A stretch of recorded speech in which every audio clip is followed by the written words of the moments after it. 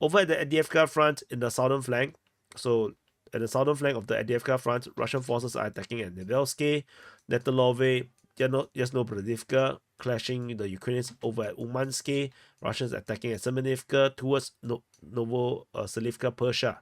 And particularly, the significant thing is, of course, Netailove. The Russian forces, as mentioned in the frontline changes report, have expanded their control into the southern industrial area, and they have captured most of it. There is still a little bit left that the Ukrainians are holding, and if the Russians take it, then the capture of Netailove will be complete. And I believe that this will happen within the next 24 to 48 hours. It's going to be very, very close, very, very soon. So that's all for Netailove. Otherwise, the strategic situation around here all didn't change much.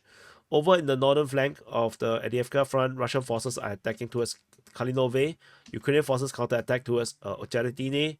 Russians attack NOVOOLEKSANDRIVKA towards progress in the area of Sokil towards Yehivnivka, attacking Sokil and in clashing with the Ukrainians at Solovyove.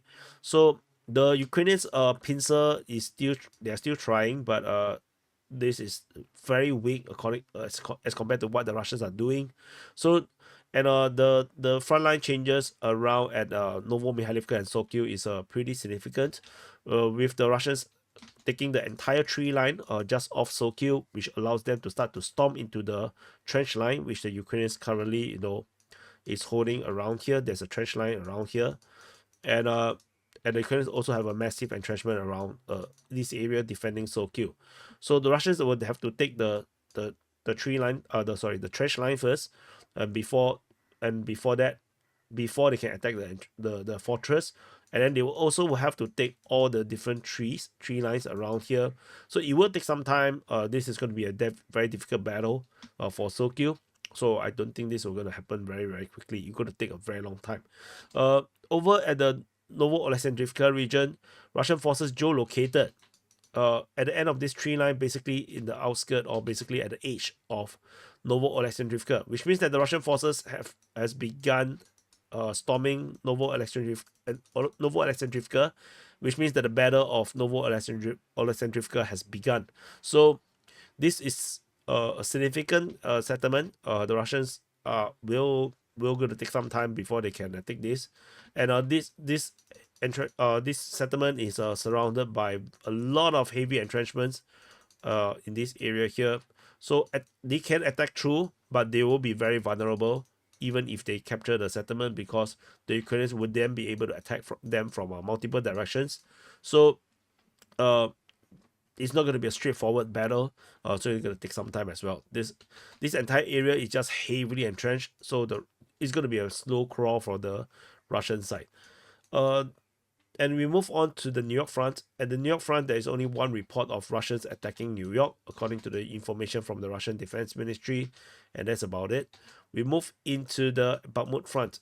In the southern flank of the Bakhmut front, Russian forces expanded their control over at Ivaniivsky, as mentioned in the frontline changes report, and they are attacking Andriivka, and they have penetrated and captured most of Klishchiivka.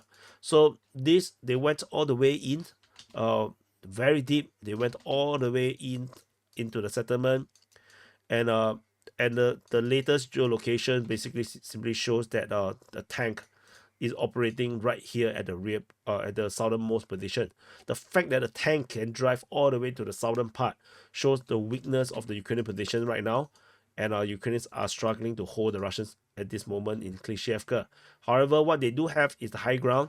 This entire western part of Klishchiivka is the high ground, and the Russian forces must take this entire high ground, before they can capture Klishchiivka. If not, any positions within the settlement is just sitting duck for any Ukrainian sniper or anti-tank guided missiles, which they can actually just hit anyone inside.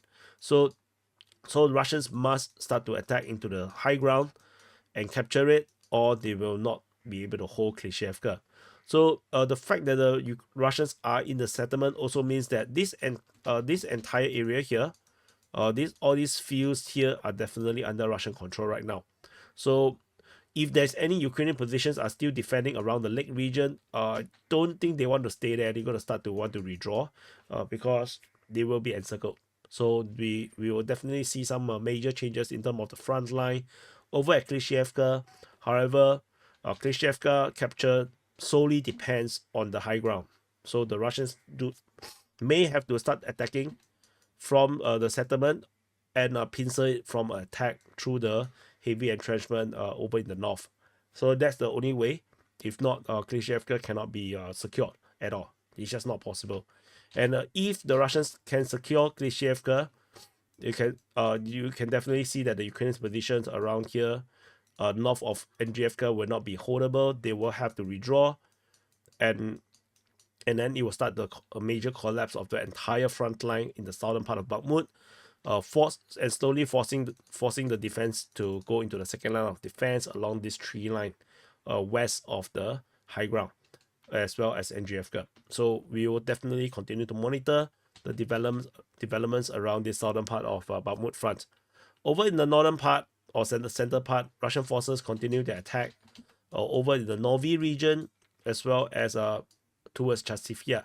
Geolocation of attack on Ukrainian position. I think this is a FPV drone grenade dropping strike over in this Novi region, and within Chasivya there is airstrikes being geolocated. So the Russians are continuing to hammer on the Ukrainian forces defending Novi and Chasivya. So we will definitely continue to wait and see how this develops. And we move on. That's all from the Bakhmut front. Konstantinivka was being mentioned by the Russian Defense Ministry for shelling, but that's about it. Over the Sivers front,